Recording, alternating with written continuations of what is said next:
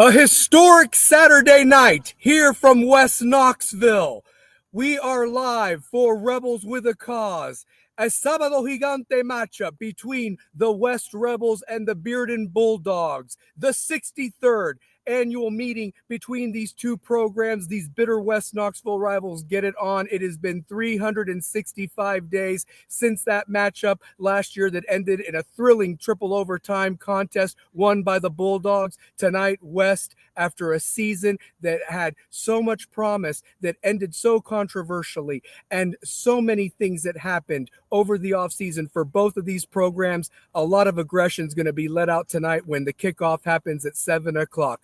Good morning, ladies and gentlemen, from Bill Wilson Field. I am the Italian Stallion here with Big Game, Kerry Reeves. You know it. We are live here to talk about this matchup tonight. It is what we've spoken about and what we have been hyping up all this time. It is West and Bearden live. Last year we were at the Bulldog House. This year we are live from Bill Wilson Field. We even have rain here, but luckily we're under a tent to make sure that nothing gets messed up with the computer equipment or anything. Kerry, talk about it, man. It's West Bearden. The faces have changed, the coaches have changed, but the it's rivalry is still the same. Talk about it, brother. Battle of West Knoxville. They keep saying it's the 63rd, 58, 63. It really doesn't matter. And I actually looked that up, by the way. Of You what did? it is that they must have chat GPT'd something, and the Tennessee historical thing has not been updated since 2020. Okay. So we are missing those games. So courtesy of that website and Coach T is how I've gotten the stats. 63. That is this the 63rd meeting between these two schools. We're going to break it all down for you. We're going to talk about memorable games. We're going to talk about when West has the ball, when Bearden has the ball, the coaching matchup. We're also going to talk about the series history, the tale of the tape of the two schools, and so much in common, Kerry. I mean, it's not just a West Knoxville rivalry, but we've had parents and kids on both sides of that. You've even worked at both schools. And I have worked at both. Someone has worked at both sides. Yeah. This is a personal matchup for me. It's one of my favorite matchups, always has, no matter what the sport. But football just seems to bring out the aggression, and it's the first game of the year. And what about me? One of the only players that was a Bearden freshman year and West sophomore through senior year. Yep. So, I mean, just there's so much involved with this, and this matchup. And, there's guys that I played with at Bearden that one year whose kids are on the team this year. I mean, like, it's just crazy. They're wearing West. So I'm sure they want their kids to do well, but deep down it's like, you're still a Bearden guy. Come on. That's what the diploma says. And the guys that you're talking about, I've known them for all that time because I was their officer back when they were kids. So now that's pretty special to me to see their kids in this rivalry, and especially for West. That's amazing. They played for Bearden, and now their kids are at West. That's amazing. It is really amazing. It is amazing. So, yeah. But we are live here from Bill Wilson Field. If you haven't done so already, like and subscribe. I want to thank all the Rebels with a Cause fans.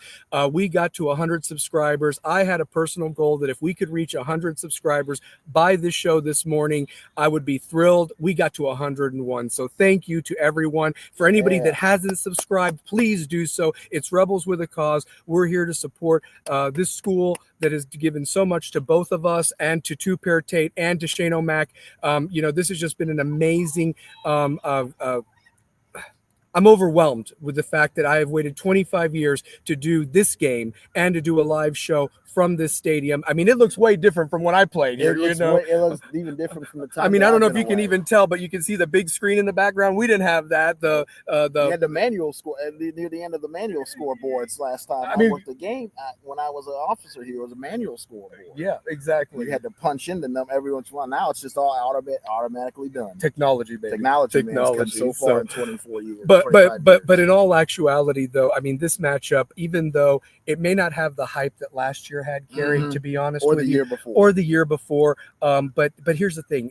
When these two teams get together, you got to throw out the records, and we'll talk. And here's some stats for you guys. This is the 63rd meeting between Bearden and West when they kick off at 7 o'clock. Weather is going to be a little iffy. Some games didn't even get finished last night. We'll talk about that here in a second. But there is storms in the forecast tonight. I don't know if it will just be rain or lightning and thunder, but I know that some games got delayed last night that will be finishing up tonight. One game I don't know what's going on there, but it looks like it's not going to get finished. But that we'll talk about that here in a second. But Bearden leads the all-time series 40-21 and one tie. Since 1999, though, West has won 15 of the last 24 meetings, and definitely has really swung in West's favor. Of course, Bearden won that thriller last year in 3 overtimes, 31-24. West had their opportunities to win that game. It just didn't come to fruition. Had West won, it would have been 6 in a row, but now Bearden has had the bragging rights for 365 days. And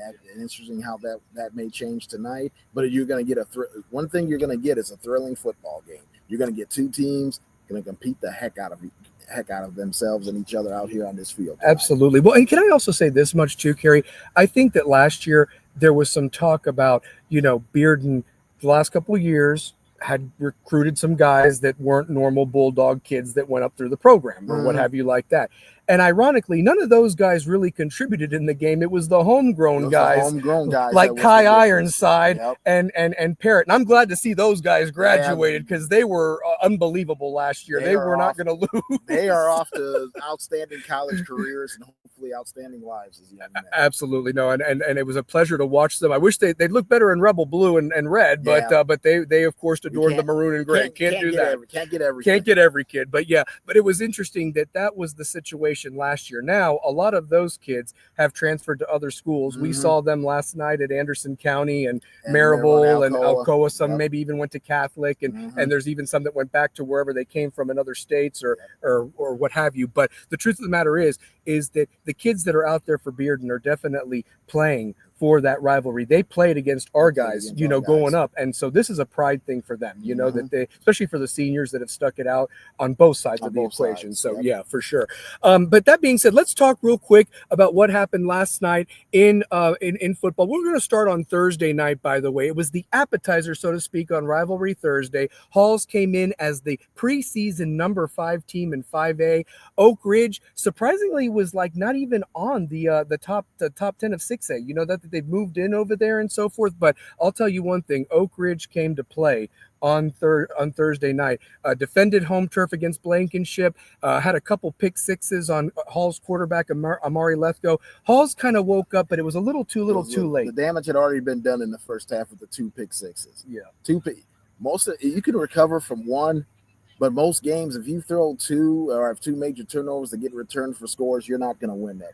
You're most likely not going to win that game because that's just too much of a deficit to come back from. Oak Ridge is a great home team, and you can't give them any advantage because once they take advantage, they're going to wear on you and they're going to beat you down, and they're going to use that advantage and just make sure you play an uphill game with them at that stadium from here on in. Well, and I will say this much, that Derek Rang, I told you on the show on Wednesday that he would have them prepared defensively. Derek Rang, a great defensive mind, now he's gotten his guys in there, put his stamp in the program on the 3rd year now. And Oak Ridge, and they're going to need it because they're going to get everybody's best shot this year with that schedule. So, and we talked about whoever won that game has a springboard to really start this season off on a good note, and it went to Oak Ridge, not Hall. And a game like that, yes, well, definitely. If Oak Ridge didn't have a lot of attention in 6A, they've got a lot of attention now. Absolutely, because their defense. Because, like you said, Derek Rang, excellent defensive mind. He had them prepared. They were ready. They defended left go as well as anybody has in the last year and a half or so. Yeah, probably not since our game against them in second round. Second round. Yeah, absolutely. So for sure, that was an outstanding job by their defensive unit. They were well prepared. You could see how well prepared they were. They knew what was coming. They had answers for everything that Halls and them tried. And Halls is well coached themselves, but they just had everything ready. It's perfect. Yes, perfect. Yeah. The game of the night last night, if you were living under a rock and didn't watch it, it was on TV. Shout out to Russell Biven and his crew with getting that hype. Maryville Alcoa, 40 plus championships between both schools. It lived up to the hype last night. And then some. Yeah. And I thought we were going to go into overtime. I really thought at the next to last play, if Jones throws it to the corner, the receiver gets it because he had a step and he had to wait on the ball. That Maryville magic, it's always there. It's like always there. They're not dead until it's 0-0. And I expected them to score that touchdown to go into overtime. I was surprised when they did. Yeah, and that Alcoa quarterback Manu, who had transferred from Maryville over to Alcoa, I think he wanted to tell Maryville, "You shouldn't have let me go. Maybe it was me you should have kept him, not Jones." And the atmosphere last night was just incredible. Fantastic. Class on both sides. Alcoa celebrated with their fans. Maryville. Both teams brought it last night. Both teams are going to have outstanding years. We get to see Maryville next week up in close personal. And we get Alcoa in 3 weeks here. And get Alcoa in 3 weeks here. So we have a common opponent with both of them, which is going to be really interesting to see how we defend them in a couple of weeks and how we defend Maryville next week. Oh, yeah.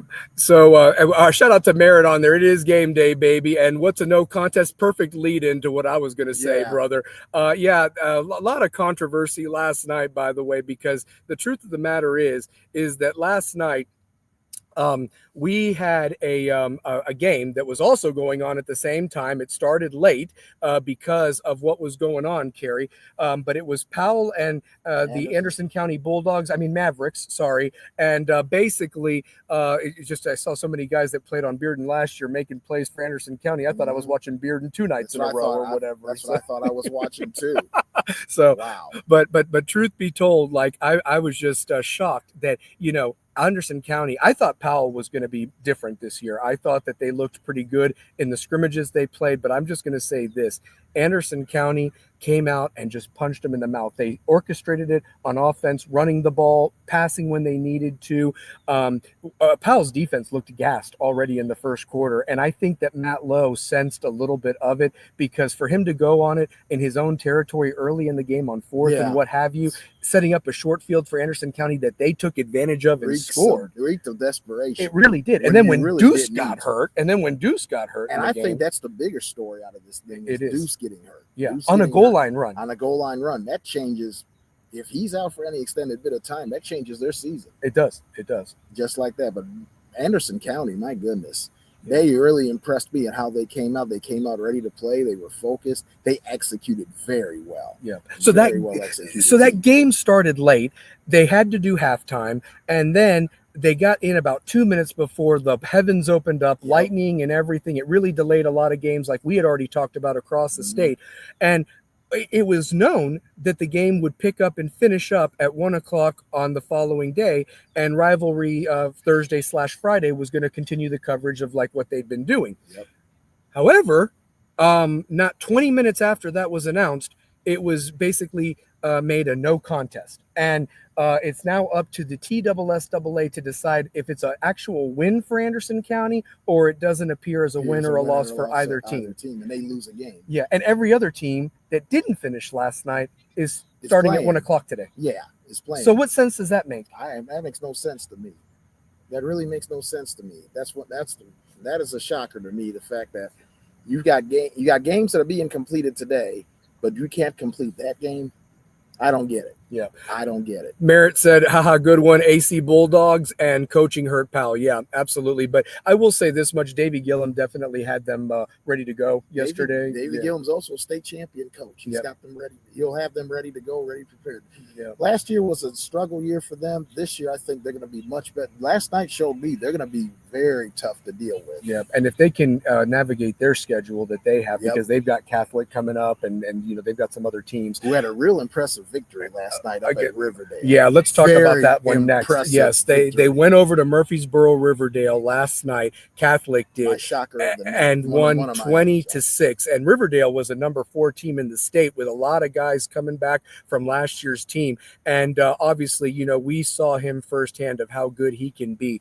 But Tyreek King did not disappoint last night. He almost had 200 yards of receiving. He even took a score for 85 yards and a touchdown. He house called it.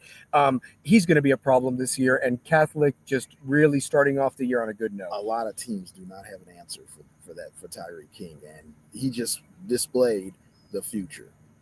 Tennessee fans, the future's coming. Mm-hmm. 3-star my ass. I'm sorry. Yeah, I think he'll be at least 4 by the time the season's over. Has to be, because it's amazing. I don't know how they do the star ratings, but the fact that he's a 3-star, he's one of the best 3-star athletes I've ever seen. If that's a 3-star, I'm dying to see what a 2-star is. I will say this much about West. West. Obviously, we pride ourselves on the speed, and that has always been a difference maker for us. He's just got another gear. He's got 2 gears. He's got 2 gears. Yeah, for sure. But yeah, Catholic went into Murfreesboro Tomahawk Stadium. Not an easy place to win at, unless your name is Oakland, and they came away with a very victory. impressive win, and definitely gets them started in a season schedule that's going to have a gauntlet of a mixture of the private schools and more local area public school teams. So, but yeah, big time win by them. A shocker of the night last night was also South Doyle go with Austin East 52-30. South Doyle. I mean, are you kidding me? I didn't expect 82 points combined. The second thing I didn't expect was South Doyle to be as impressive as they were. Yeah, Larry Hedrick in his second season getting a win. Very impressive last night. Shalon Stevens' return last night that I thought was going to be, I thought they would have a better handle winning that game, but South Doyle was just so impressive last night. They were. Very, very kudos to them. Very kudos to them. Win. I mean, big win, and they need that because, I mean, look at who they have to play this year. They got Fulton, Alcoa, Anderson County. I mean, they need as many wins as possible to even try to have a morale, because Larry is definitely building a program from the ground up over there. But if anybody can do it, it's Larry Hedrick. That's honestly. The kind of win last night. That's a program building win. It is a big time win. And it gives them the confidence that they could beat it, that they could go out there, you execute, they could beat anybody. Yep, absolutely. So that's a great program building win for them. Absolutely. We'll talk about South Doyle in a second, a little bit more. Just a couple other games that with teams that are on West's schedule this year. William Blount just blew out Loudon last night, 49-0. Lenore City, who used to be a team that West would play traditionally every year, but now regions are different. They started off the season on a good note, beating Campbell County 43-7. Talking about this matchup, with the Bulldogs and so forth, Bearden looked very impressive against that South Doyle team. Yes, and so I don't think that anybody really needs to discredit what we're going to face tonight. This is going to be a great team tonight. I know that Brad Taylor knows how to coach. He's been there at Bearden before, and now he's back, and he's got a monumental challenge ahead of him. They have a very tough schedule because not only do they have West tonight, they've got Alcoa in 6 days. Yep. So, so that's going to be something there to talk about. But that being said, let's also talk about the other games tonight real quick, because some of these teams are on West's schedule. Heritage travels to Clinton tonight. It's not Heritage has moved down to 4A, but Clinton is on the schedule this year. We play them later on in the year. As I mentioned before, there's some teams that didn't get to finish last night. Hardin Valley was up significantly over Carnes. They still got about a quarter left, you said, Carrie, but they'll get it started at 1 o'clock. I don't know why Powell and Anderson County couldn't get their rest of their game done, but Carnes and Hardin Valley agreed to finish out the game for the players and the fans, I'm sure. So, and then of course Fulton travels to Macon County, the defending 4A state champions. I mean, like, Fulton needed an extra hard game, but they're going down and making the 3.5-hour drive to Macon County to take on to see where they stand in their quest to try to get back in that upper echelon of 4A. Fulton has always played the tougher teams in their program's history. They don't shy away from challenges or tough teams. This is just right along with what Fulton has always done. Their coach go out and play the best competition. Their coach, obviously a Fulton alum, he knows what it takes for it to be good. He's a state champion winning player. Yep. The program is in good hands with them, and I think that in his second hands. season, you'll see a step from them, honestly. Yes. And of course, they've got the battle against Central next week for Broadway and so forth. Which kind of surprised me last night with Central losing the way they did up at Dobbins Bennett. Yeah, and actually Dobbins Bennett came here. Dobbins Bennett came here to Central. So basically, so Central went ahead and was playing Dobbins Bennett last night, and again, maybe a game that was marred with delays, and maybe Central just could not get in a rhythm like they're normally used to. Dobbins Bennett took advantage of some turnovers and just outlasted them. I just think Central ran out of time there. The final score was 26-20, if I'm not mistaken. So kudos to that and so forth. And actually, I want to apologize to Central, because they did not have a goose egg. We've been having the ticker running on that and so forth. And in reality, they had scored 20 points. So I want to give them their dap that it was not a shutout by Dobbins Bennett. It was actually a 26-20 game that went down to the bitter end, and just a tough loss for Central. You talk about another team with a lot, this year and so forth. I think we're going to see a theme. Theme that we're going to see in the season that we have already seen determined. Turnovers. If you turn the ball over, there's a good chance you're not going to win. That's true. And we saw, I think this first couple of weekends, if we see a lot of that, I think it's going to slow down as the season goes on, but these early games are so important. You got to hang on to the football. Turnovers are big. If you turn the ball over, you don't have a chance to win. You don't. And you're fighting enough, because some of these teams are fighting an uphill battle to begin with. You cannot turn the ball over, because that makes that uphill battle even more uphill than usual. Well, and a perfect lead into what we'll talk about with this series of how turnovers have really influenced this rivalry, especially last year, getting West behind the 8 ball. The other game tonight, the defending state champion Sevier County, they will take on Farragut. Farragut is the home team, but it's going to be at Burke Tar Stadium in Carson Newman. Don't know what happened there, but either way, both teams are going to have a magnificent matchup. Again, weather might have a hindrance on that game. However, they're going to get it on at the same time as West Bearden. So a lot of good games even today to wrap up the first weekend. Despite the weather, a fantastic first weekend of week 0. This is an amazing first weekend of high school football. The matchups that we've seen, the games that we've seen. I mean, Maryville and Alcoa will always stay in my mind, because what a game that was. What a war. That might have been, that might be game of the year. I hate to say that right away. That's week 1. I know. I mean, how do you say that? I mean, no disrespect to the others, but you just had 2 gargantuan programs, opponents, and they don't like each other. I mean, I'll tell you this. I wonder if Maryville's woke up this morning regretting that they put Maryville Field on the Alcoa thing on Monday morning. I mean, you just don't need to give any more bulletin board material, but whatever. And I'll tell you what, the coaches respect each other. They do. The fan bases respect each other. What a battle that was. Brian Nix and like I said, props to Russell Biven and Coach Rogers. What a job they did. They described the action fantastic, and I'm going to get in on that telecast, Russell. I like that. I'm going to text you one night, get in on it with you. Yeah.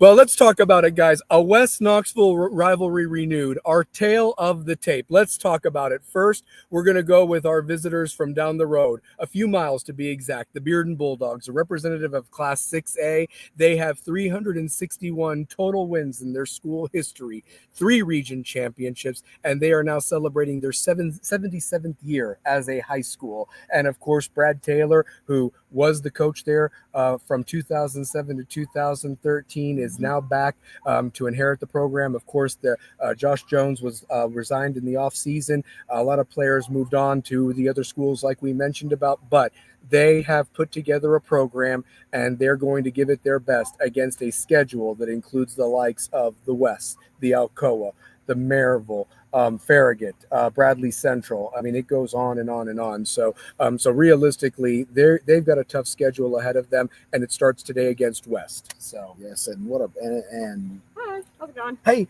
We're with the marching band, the color guard. Are you guys cheer? We're just doing a show. We're doing a live show. We're good. Okay. So yeah, just do what you got to do. We just take this corner. Absolutely, do what you got to do. We love the background, obviously. So do what you got to do. Okay, guys, take care. See, we're live. That's what I'm saying right now. Everybody's getting ready for the festivities tonight. I love it. Anything can happen on live TV. Yeah, cheerleaders are even practicing and doing photo shoot over there as well. So yeah, for tonight. What I did want to let you know, Carrie, too, is that with talking about Bearden more than anything, you also feel the need to mention that. They have some good players that are part of the program. I think Kevin Simon's son is still part of the program. Yes, and so. Kevin was a standout at Tennessee, also calls some radio. So you'll see Kenneth Simon out there. You'll see another parrot out there. We'll talk about that. A younger one. So yeah, and he was looking every bit of the part in the jamboree against Al Doyle last week. It does not. So, and of course, the tail of the tape for our West Rebels, a Class 5A representative. 381 total wins, 3 5A state championships. Here's one of them right here in 2023, 2022, and 2014 with Nathan Cottrell in the group. Also, 7 region championships. In fact, actually going for 6 in a row this year. Honestly, with a new region, new opponents. Some of them old characters came with us, but we got some new foes this year. Got some new blood in here, which is going to be a lot of fun. It's always fun to see new blood, especially when regions switch up. It's going to be a lot of fun. Absolutely. And then that playoff record, 42 2019 and celebrating 75 years now as a high school. So not only do you have two of the longest high schools in the city of Knoxville getting together, it's like a Knoxville matchup. You got these two schools, 77 years and 75 years. My family has been on both sides of the ladder, so I know the history of both, and I'm proud to be a part of the history of both. You know what the sad thing is? It's almost a shame when they didn't play. You know, there was a couple years there that West did not play Bearden in the 90s, and then Bearden didn't play West for a couple years. I think this game has to be on the schedule every year. I believe the local high, especially the high schools around here. I believe back in the day when my brother played in the 90s, they all played each other. They did. I wish they would still do that. I remember because that's very special when Knoxville schools get together, like Fulton and AE, Bearden and West, Bearden and Farragut, Central and AE, Central and Fulton. I want to see all of them get together. Those are fun. Those are fun matchups. Those are fun matchups, and they should be together. They represent not just a part of academic history tonight, but the athletic history that they all have shown is unbelievable. The talent that has come out of all of these local high schools over the years has just been huge. Absolutely. Well, you know, of course, the game could be argued. Is it more exciting at Bearden because Bearden has the one side and the stands were absolutely packed every time they play, regardless of the record. But here at West, you have the visiting stands on this side, the home stands. The bands are going to be on opposite ends of the field. I mean, it would be unbelievable if you had like an enclosed stadium. But at West, you have each side barking at the other across the field, and there's not enough field to do that, you know. But some could argue that the games have been more exciting when they have been played at West. For example, some notable games that have been played at West. For example, let's start off with 25 years ago, a game that I played in. I was now at West. I wasn't at Bearden anymore. West was celebrating their 50th anniversary and a lot of festivities. And Bearden really did everything they could to ruin it. And to add insult to injury, not only did they win that game, but they stomped on our emblem, them and their fans, after the game, and it really left a sour taste in our mouths. That was my first Bearden West game as an officer, when I was on Bearden sidelines. I came with the football team, and I remember that moment exactly. And we did talk to a few of them that Monday after they did that. That was a little bit out of disrespect for the program. And we had a little talk with them about it, and they never did anything like that. No, they didn't. I know exactly who did it, and they never did anything like that ever again. Yeah, and it was just really just a heartbreaking loss. We could argue that West could have played better to prevent that, but at the same time, show respect afterwards. Exactly. You know what I mean, after the handshake line. So, to further bring some other notable to the rivalry, 2 years later here at West was the first Mark Packer Tony Basilio game that actually aired on the 10 News 2 channel. I mean, when you had 10 News 2, if you remember. Right. So and anyway, it aired on 10 News 2. And literally, they set up a couple of cameras. West ended up winning that game 9-0. It was Coach Cummings' second game as a head coach at West in that season. He had just taken over. Now we talk about how many games are on TV. It all started here with this rivalry, West against Bearden, on this field back in 2002. There's only one high school game a week back then on TV, and now you got Thursday, Friday, and even this week Saturday night. Yeah, which is absolutely amazing. Part of the rivalry, this national rivalry. And you got playoffs on Thursday and Friday going into the playoffs. Going into the state championship. You got Thursday and Friday playoffs. Absolutely, we do. Amazing. It is amazing. It is amazing. A couple other games. The 2004 game. A friend of the show, Nate Martin, who's now an administrator at West. Him, Hootie Henderson, and DeBrian Venardo basically introduced themselves to Bearden and absolutely smoked them with over 300 yards combined. That record would stand for a while by 3 players combined or whatever, to be broken by Hodge, Cottrell, and Seth Marshall. 13 in 2013 here and so forth. And they actually, interesting story about that. Turnovers really were a big factor in that game, but West won 40. Really, West was up 41-6. 41-6, and then they scored a couple of late touchdowns to make the score better. But West dominated Bearden that year in 2013. Another game that really stands out is the 2006 game, and why that is so special is that Bill Wilson had come back out of retirement to coach Bearden It was student against mentor. Cummings with West, and it was a unbelievable game here in 2006. Bearden came out ahead, winning 31-29 over the Rebels. Great game. And realistically, I was with Coach Wilson. You were with Coach Wilson. I was with Coach Wilson and Bearden still. I came with him and I escorted him up into him, and just getting to know him the 2 years that he was there. What an amazing man he is. And I can see why he is such held in high regard, not just at Bearden, but here at West especially. I mean, his name is on this field that they play on. Absolutely. That tells me an awful lot about And they even have something in his honor, because it was really him that got jump-started Bearden to where they are now. Brad Taylor took that program over. They went the furthest they've ever went. They went to state semifinals and lost to the eventual champion in Riverdale. Actually, it was Smyrna. It was Smyrna. Smyrna did it. Smyrna upset. Yeah.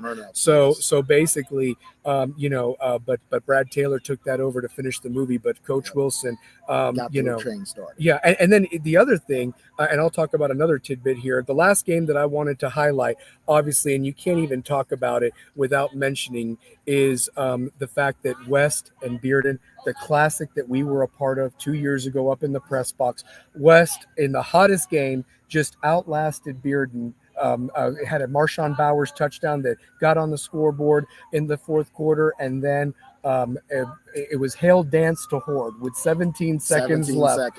I mean, it was a perfect throw by Hunter Dance, and Six Horde caught it into the end zone. 17 seconds left. Bearden had a chance, but a Ryan Scott interception ended that, and West ended up winning 14-10 2 years ago in an absolute classic back here. And that was a game where there was some questionable decision making, because Bearden had a chance at 2 field goals that they passed up for 4th and 1s.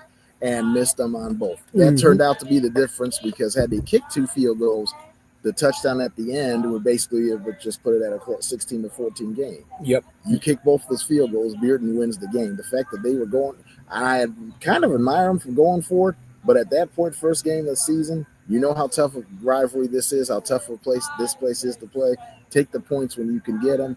They didn't take the points. It came back to bite them. Absolutely. And the fact that they hadn't won here since that 2017 game, so yeah. Last few things before we actually break down into the matchup, some tidbits in this series history. When the game has gone to overtime, Bearden has really won every time, except for the classic that happened here in 2019. So that's West's only win in overtime. Every time else it's gone to overtime, Bearden has been the victor in that. So something to keep an eye on if the game stays close. Going into overtime. Does things get in West's mind? Here we go again. Because this is a mental type of rivalry as well. An experienced coach like Brad Taylor, you gotta be sharp. You gotta be ready. Absolutely, you do. Because they're gonna be prepared. Yep, they're gonna be very prepared. Much like another rivalry that we really love, obviously being Tennessee fans, is the Tennessee Vols Florida Gators matchup. And what has been traditional in that team in that series is the team that has the least amount of turnovers and most rushing yards has won. And that's no different in this rivalry. Exactly. I mean, the turnovers really put West behind the 8 ball last year. It's going to be something to watch this year. Different guys running the rock. For the most part, but it's going to be very interesting to see how West holds onto the ball. We'll talk about that in a second, but it's something that can't be overlooked regardless of the records when this rivalry happens. That whoever rushes them for the most yards, as well as who has the least amount of turnovers, usually wins this game. Yeah, absolutely. And then the tale of the two Bills. We mentioned Bill Wilson. Bill Young, who I actually played for my freshman year at Bearden. Was at Bearden High School for a time. He's got his field named after him. Yes, Bill Wilson's here, but Bill Young did coach one season at West in 1976, only to be replaced by Bill Wilson, who coached from 1977 all the way until 1998. So yes, so a little tidbit there that the two Bills are definitely always mentioned in some esteem. Of course, we lost Bill Wilson way too early, and shout out to Bill Young wherever he's at right now. Hopefully enjoying retirement and grandchildren, and who knows, maybe even great-grandchildren now. So the other thing too is that some games have been forfeited. In 1999, the infamous Bill Butler game, he played 2 plays on special teams. In the outcome of the game, Bearden won 16-14. It was Tony Rogers' debut as a coach for West. 3 weeks later, Bearden reported that he played 2 plays, had to forfeit the game, so the victory went to West and it's in the Oh, scoreboard wow. as West 1, Bearden nothing. Yeah, That because of is what it is forfeit, a because of the forfeit. forfeit. So realistically, that is when West won that game by forfeit. But to win it on the field, West would not claim that until 2001. It'd been 10 years. So, and then the other one was, unfortunately, nobody wants to bring it up, but we did suffer through a pandemic, and in 2020 we tried our best to play football. I don't even know how we even got 12 games. There was limited seating, but a couple of Bearden guys before the game had contracted COVID. They obviously forfeited that game. So West has won 2 of these games by forfeit because of an ineligible player and unfortunately a pandemic that couldn't be helped that affected everybody. Yep. So there's that. But that being said, let's talk about this game, West and Bearden. When West has the ball on offense, West is breaking in a new quarterback for the 4th straight year, actually 3rd straight year, because Carson Jesse did play as a junior. But this will be the 3rd straight year West is starting a brand new quarterback against an opponent like Bearden. Unlike Parker last year, who had to do that on the road, Jack Harrison has the friendly confines of Bill Wilson Field here. So what is your thoughts of what Jack has to do against a Bearden defense that you know is going to be ready to play with Brad Taylor's influence? Don't do the simple things. Take care of the ball, orchestrate the offense, run the rock, run it, play action when he can, execute this offense the way he would normally execute it, just like in practice. It's his first game as a starting. It's his first time as a starting quarterback in the stadium. It's going to be loud. It's going to be hectic. Crowd's going to be going wild. Just has to keep his composure and execute the offense. As long as he does that, he's going to be fine. Absolutely. Interesting enough that West does have a new offensive coordinator this year with the staff changes. Rodney Ellison's going to be calling the plays and so forth, who's done a pretty decent job at all his other places. It's going to be very interesting with it now, not scrimmages anymore, how the offense is called and so forth, and what are they going to lean on, because West has a stable of running backs, which has basically been the norm for West for the last 20-something years. But you have 3 guys that you can depend on, with Messiah Wren, who's returning as a senior, Raheem Lee, who, if everybody doesn't know his name, will know his name tonight. And of course, Jamari Goins, who showed at times as the 3rd back last year behind Tavion Ray and Messiah Wren what he can do. The point is that you've got a great stable of running backs that are going to be running the ball. You also have a couple of receivers that were kind of lost in the mix with so many receivers ahead of them last year. Now this year, Silas Monroe, Yarik Cook, Zarian Umis, they're going to get their shot to put their stamp on the rivalry. And you've got a big target again at tight end in Morgan Farrell, big country. And I'll tell you what, tight ends are sometimes a new quarterback can be a new quarterback's best friend. And I believe he'll get used quite a bit tonight. But I like I said, just keep the composure, run the offense, rely on your playmakers. Don't take it upon yourself to try to do everything yourself, because that's how trouble starts happening. You press, turnovers start happening. No, you can't. This is a rivalry game. You can't make mistakes, because with both of these teams, Bearden can take mistakes and make you pay for it. Same thing goes for Bearden. They can't make mistakes because West will make you pay for it. Well, taking care of the ball is huge tonight. And realistically, the last couple of years, that has been the story, that West has just not protected the ball early on. That's going to be something to kind of keep an eye on. If they can protect the ball and they execute, that should be the game of the story. But and especially the way the weather is up, weather could be a factor tonight. Taking care of the ball is a definite must. Absolutely. And luckily, with the artificial turf, at least you're not going to be playing on sloppy grass or anything like that. The field should hold up with that. The other thing, too, to talk about is that West did lose 4 offensive linemen from last year's talented group. This year, they do bring some guys that have gotten playing time, though, like an Ernst, like a Mabaney, Gus Gladden. So you're going to see a new offensive line for West, but they have impressed in the offseason and when they've done in the scrimmages. So it's going to be interesting to see how they match up against Bearden's front 4. That will be a very interesting matchup. I'm always keen to see the trenches battle, because I believe you win in the trenches, you're going to win the game. Absolutely. You have running the ball is an attitude, defending the ball is an attitude. It's like you each get a shade of grass. Is that I have to move you, you have to move me. and time to go get it. Absolutely. Also, something to think about too is when Wes is on defense. Obviously, Bearden and the Jamboree showed two quarterbacks. Obviously, they have Aaron Thacker that has been on their team for the last couple of years. He's a junior. He's number 8. He really showed a pretty good arm in the Jamboree last week, threw a touchdown against South Doyle. On the flip side, there is the Carpenter kid, who's number 6, who's more of your running big time quarterback. I believe he's a transfer from another school. Bearden might be rotating both quarterbacks, obviously, depending on the situation. Kerry, how does Wes's defense, led by JP Peace, prepare for that? Stay disciplined. Don't lose sight of who's. Stay disciplined. Don't lose sight of who's got the ball. Stay in your lanes, because with two different quarterbacks, it might not be two different plans. It might be the same plan, just executed by two different people. Stay in your lane. Stay disciplined.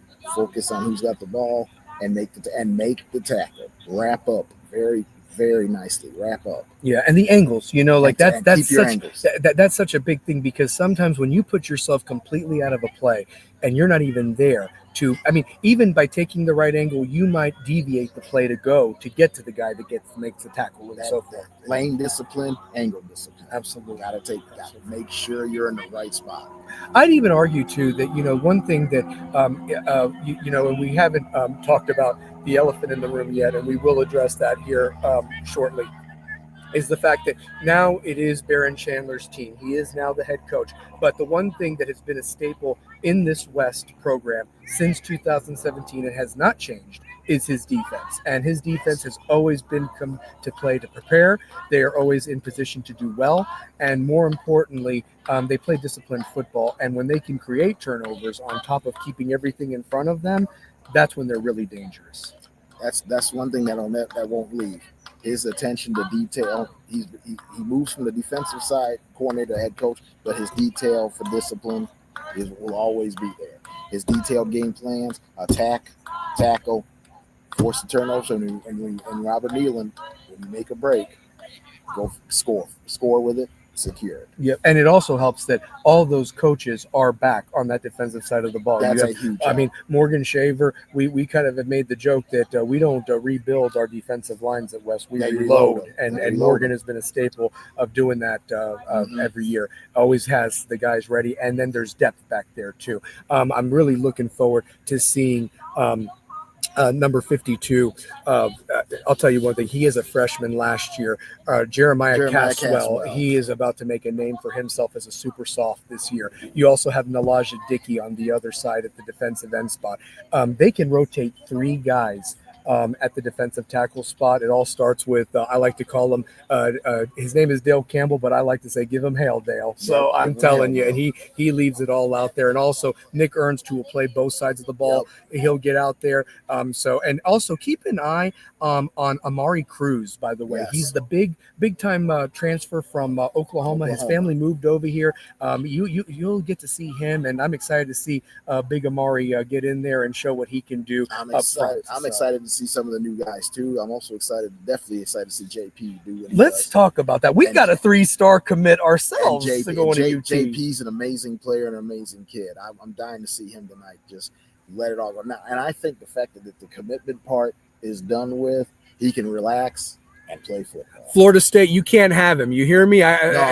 Two-pair Tate's not here. Shout out to him in Nashville. Shout out to the coach Shane O'Mac. They both had other obligations going on. But truth be told, JP's ours. JP's ours, not yours, Florida State. And they even sent him a tweet. Good luck this season. I'm like, get out of here. Yeah. Hey, that's nice. At least that's nice of them. It was nice of them to say that. They know they have a shot at this is what I say to Florida State. But anyway, but that being said, though, no. But JP Peace makes the move from outside linebacker to inside linebacker.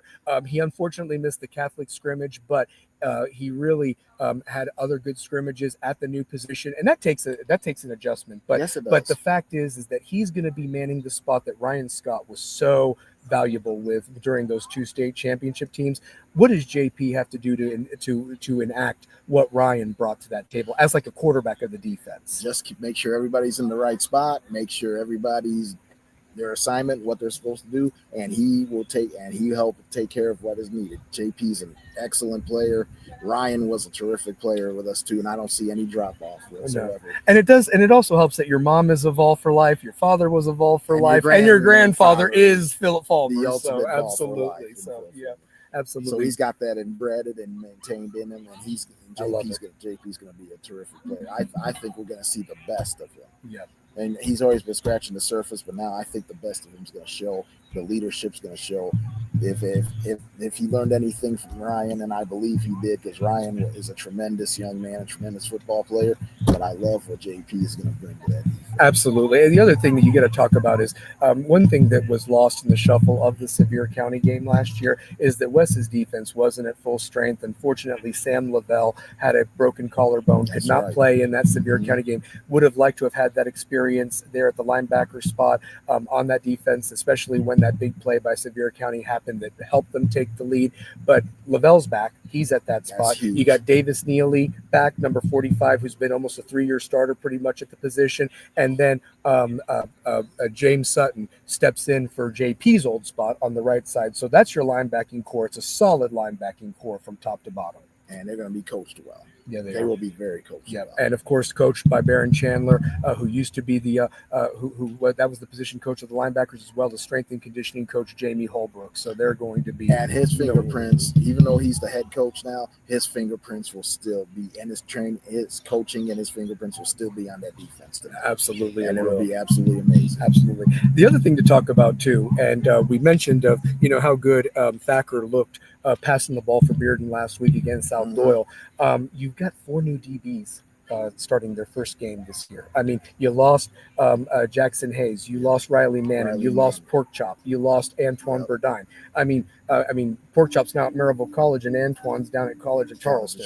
So you that's a lot to replace right there. But the fact is that you've got some really steady players. I like a kid like Abel Ancelot, who has always been in that mix of playing, and you'll see him on both sides of the ball, playing offense and defense. But at the safety position, another guy to kind of keep an eye out is on Ethan Fortner. He'll also be at a safety spot. And then also Silas Monroe and Yarik Cook kind of playing that DB spot as well as the wide receiver spot. What do those DBs have to do in their first live game, against a team like Bearden that is going to pass the ball?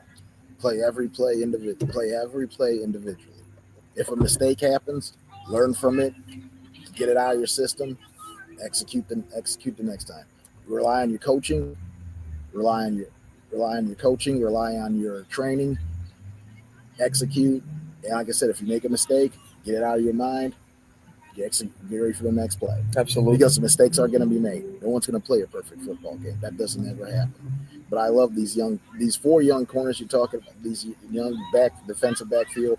This is a great chance to get better and better. They're going to be, by the end of the year, they will be so much better from playing against teams like Bearden, playing against teams like Maryville and Alcoa. They will learn so much and be better for it. It's a great point that you bring that up, Kerry, because that, I think, has been lost. That, even in last year's team that may have fallen short of what their goal was, which was obviously to win state. Mm-hmm. But the truth of the matter is that that's what you have noticed with the West theme the last few years. They've gotten better each year. Now, the 22 team was a juggernaut. We're not going to even say that. But even the 21 team, losing Shannon Blair early, they found a way to get the recipe to even get as far to the state semifinals.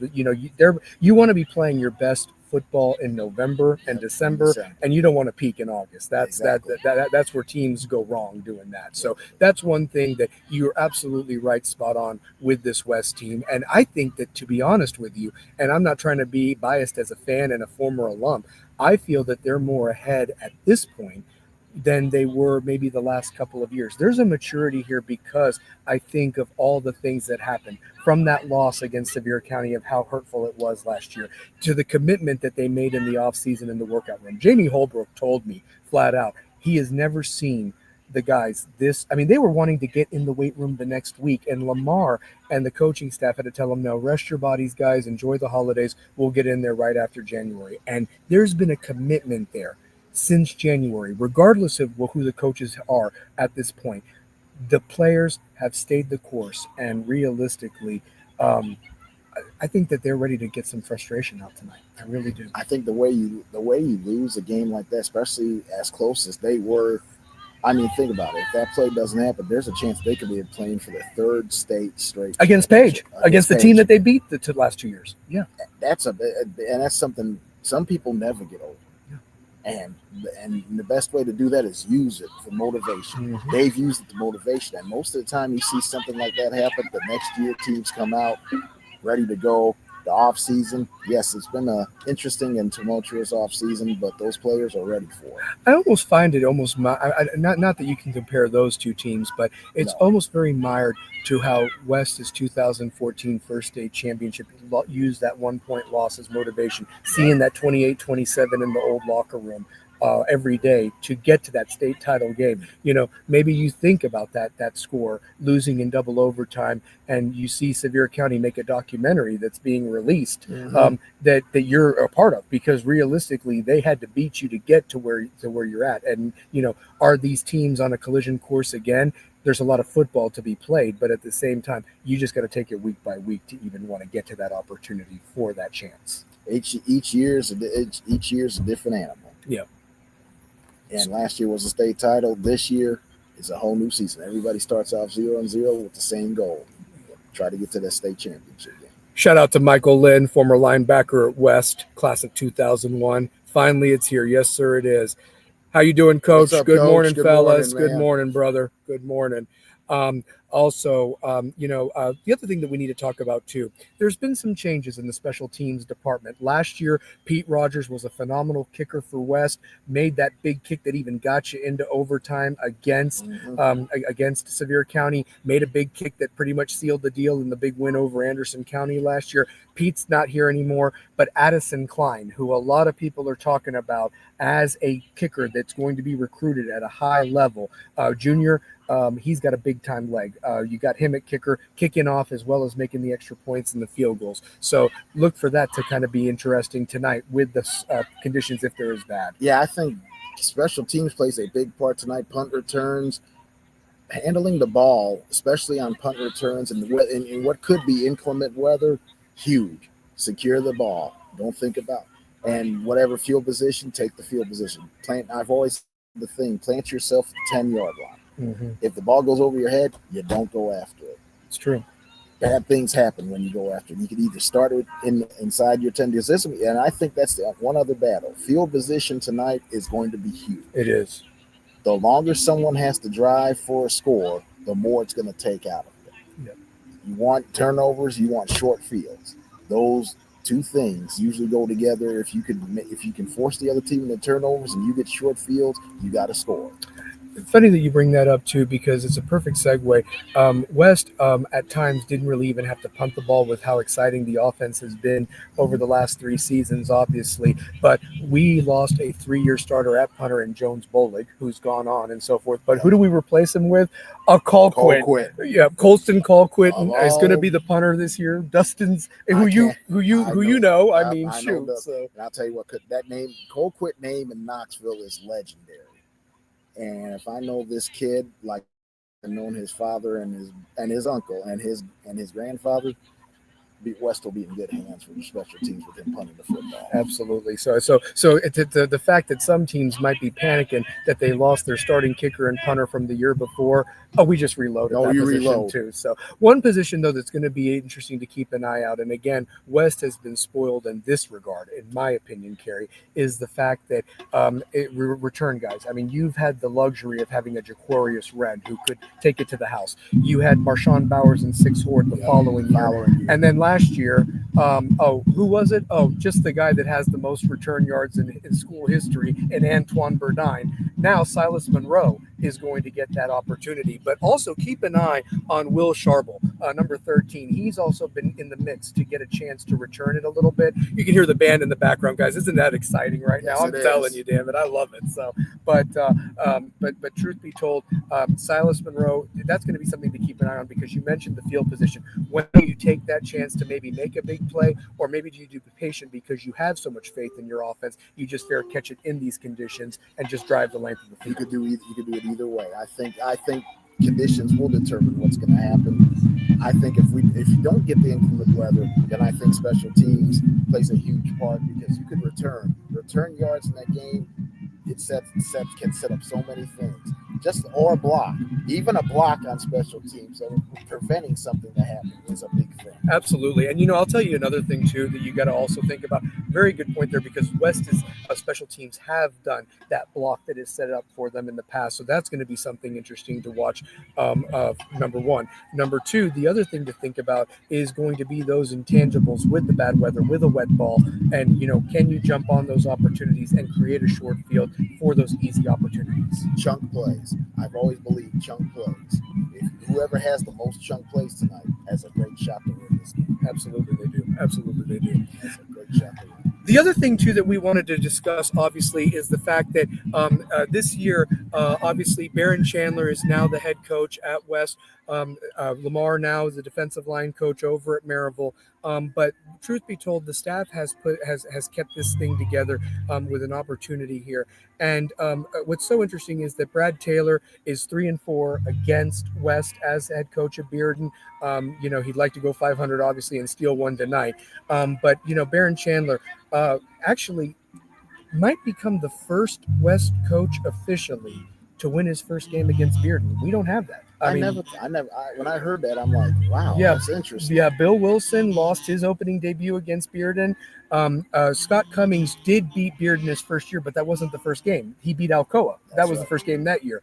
Lamar's first game was here in 2017, and they lost 17-3. So realistically, Bearden could buck the trend as the first West head coach to win. Tony Rogers lost on the field 16-14, but because of the Bill Butler forfeit 3 weeks later. But Bearden could legitimately win his first game against Bearden High School tonight. Talk about how special that would be for him. That would be very special for him, and I'm sure that I've always seen there's a difference between being a coordinator and being a head coach. So I'm sure that he is a little bit got some butterflies in him tonight. This is his first big opportunity. TV game, your first game as a head coach, and it's a rivalry game.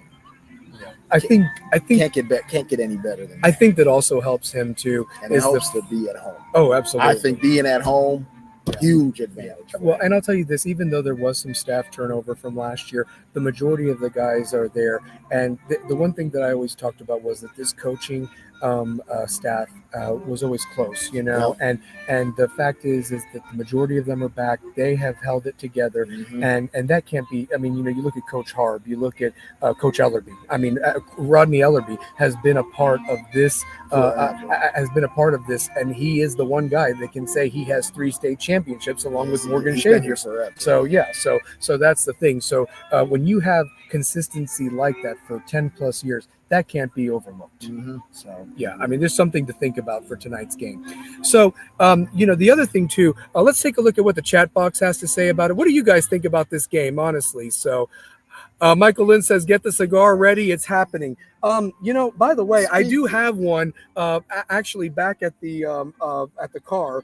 But I don't even know if I have one with me at the moment. So no, I don't have one with me. It's in the car because I am on school property here. But I don't want to. I don't want to be being disrespectful. Obviously, no tobacco on this campus. But yeah, I think that a lot of people feel that this game should be West's. I don't think many people are giving Bearden a chance because of what they faced, and most of their team now being at Anderson County or Maryville or some of these other schools. But Carrie, that's a dangerous dog right there. When your back's against the wall and you've got nothing left to lose against a team that has something that has been a traditional power, don't underestimate your rival. I never underestimate your rival, because rivalry games like this, throw the records out the window.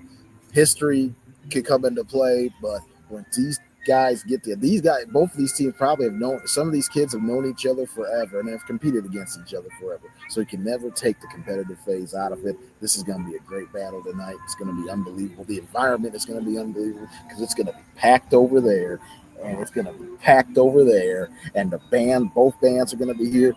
Packer and television here. This place is going to be rocking. Well, and actually, Packer's not going to be here tonight. It's actually going to be Diamond Clear Media. Thank you for bringing that up. Really? So tonight, Diamond Clear Media, if you can't make it to the stadium, diamondclearmedia.com. I don't know who's doing the play-by-play this year. I believe Jack FM is going to also still be doing the radio, 94.3. Again, I don't know who the announcers are going to be. Last year it was Paige, but I don't know if she's coming back this year or not. But radio and TV will be available if you can't make it out. $10 to get in. They're actually taking credit cards now, just to let you know. You don't have to do it online and do a fee. It's $10 with a card if you don't have cash. But either way, come out here and support it. We need the gate more than anything. More than anything, we can finish up with this because we are getting close to that hour. What I did want to ask you is our predictions, Carrie, at this point. You've got West, you've got Bearden. There's been a lot of talk. Both programs have had a ton of turmoil in the offseason. They've had to overcome it. Bearden's frustrated. They've got a lot of frustration to get out. West has a lot of frustration to get out. Who wins? What's the score and why? I think in a game where unpredictable elements are weather, and then that could lead to turnovers, that could lead to a lot of I still believe chunk plays will win this game. I look at West winning this game. My final score is 20-17. I think it's a close game. Like I said, throughout the records, this is a rivalry.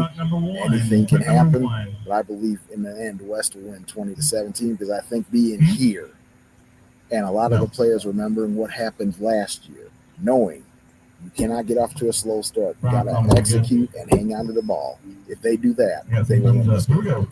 More than anything, I hope that the weather cooperates. I hope the fans show up. I hope this game gets played. I really hope. I hope we don't have a repeat of what happened with Powell and Anderson County. This game needs to be played. There doesn't need to be a forfeit. There doesn't need to be any of that. It needs to happen on the field. Both these teams, both these programs, these fans need to have this happen because everybody's put in the work. From the parents for both teams, the Bearden parents that have had to weather their storm, the West parents, and everything of that nature. This game needs to happen tonight. If it does happen tonight, or if it does get delayed till tomorrow because of better weather, either way it goes, I have got West winning tonight, 31-10. I think that West is going to really flex some muscle tonight. I was wrong last year with that prediction, but this year there's just something in this team's eyes. There's a demeanor. There's something different about this team. And as I've always mentioned, yes, I am the Italian Stallion, and Rocky is a movie. But at the same time, the truth of the matter is that I have been arguing sometimes you trade, for that glory. But here's the thing. When you work and put the hard work in, it pays off. The commitment that has been done in this offseason, I think, will be shown tonight. I think you'll see it week by week if we can navigate and stay injury-free. It's a violent game. Things happen all the time. But I pray that every player for every team, is okay. And it's a game. Things happen, and especially tonight. But more than anything, I think that West gets it done tonight, gets the rivalry back, makes it that now the series will be 40-22-1, and realistically, West needs this to win, and they will have an unbelievable challenge at the Black Hole with a pissed-off Maryville team next week. I think that for either team tonight, confidence level is going to be high. Whoever wins tonight, I think is going to be an interesting spring. You get the two different springboards. West could springboard their season and really start looking at things going, okay. Now we know what we got. Bearden, if they were to pull the upset tonight, what it could do for the rest of their season, it puts them ahead of where they should be. And sometimes, and a lot of times, that's a big help. This is a program win tonight. Whoever gets it, this is a program building win. Absolutely. Not just for Coach Taylor coming back to Bearden, but for Baron Chandler inheriting West. Absolutely. It's a program builder tonight. Couldn't have said it better. Program builder. Couldn't have said it better ourselves, Carrie. Well, as you know, we end every show by throwing up that W, baby. I want to thank everybody for joining. It's all about that W. It's Rebels with a cause. That cause don't stop when the clock hits 0. 7 o'clock tonight, Bill Wilson Field. The band is getting ready. We need your voice. We need your support. The boys need you. Guys, we believe in you. Get it done this year. Have a marvelous, fabulous season. Love you guys. Go Rebels. Rebels with a cause. Thank you for tuning in. live from Bill Wilson Field. It's the Italian Stallion and Big Game, Kerry Reeves, signing off.